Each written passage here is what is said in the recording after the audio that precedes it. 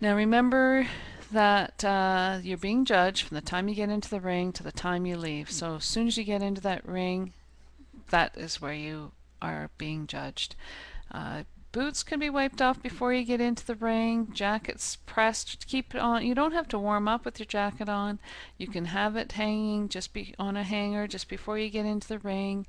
Get it on before you go into the ring. This is particularly important when you're going into an equitation class. Wear your jacket when you go into your equitation class. The hunters, yeah, we are when we're judging the hunters, watching the horse, but there's something professional and clean and polished about having the whole rider fit and the picture complete with a jacket.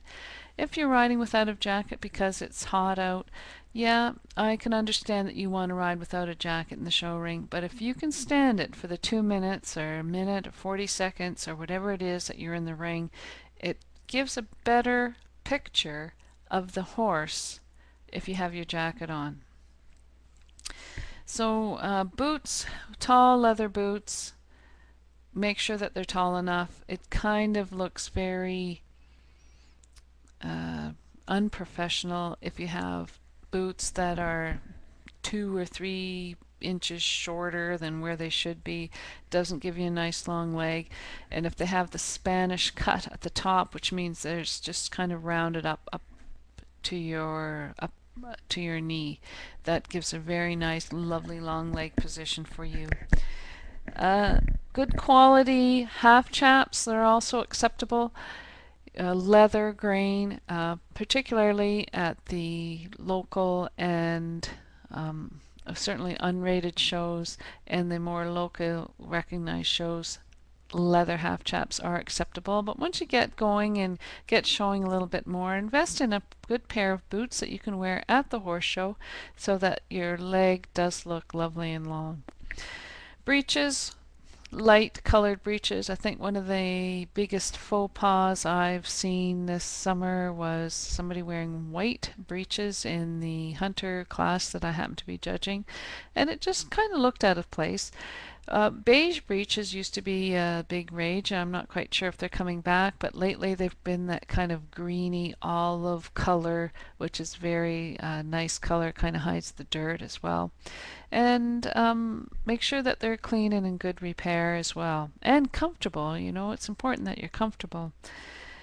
Your riding blouse or shirt or collar, make sure that it's clean and that it is buttoned up.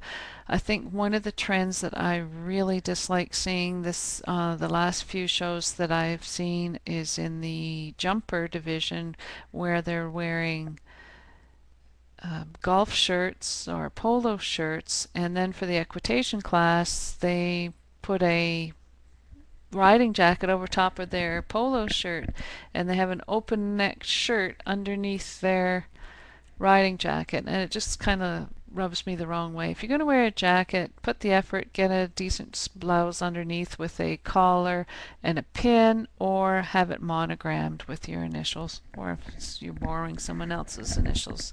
It's not a big deal, but you know, if you're going to take the trouble to put a jacket on, then for heaven's sakes, put a blouse and a choker or a stock or something underneath it. And of course, the helmet, you have to have a approved ASTM helmet and in conservative color. So to answer the question, do you need to have does the riding apparel matter? Yes, it does matter. You should be neat, clean, and it should be in good repair. Now, if you want to get more information about what is required, you can go to www.unitedstatesequestrianfederation.org, and they have the requirements for your show, or if you're in Canada, you can go to the equinecanada.ca, and if you're showing your quarter horse, go to the AQHA website and they'll have all this information for you. My name is Laura Kelland-May and I'm from Thistleridge Stables. I'm a senior judge, and if you have any questions, I'd love to hear from you. You can send them to hunterjudge@hotmail.com. Thanks very much, and I hope to see you next week again. I'm just going to stop the recording now.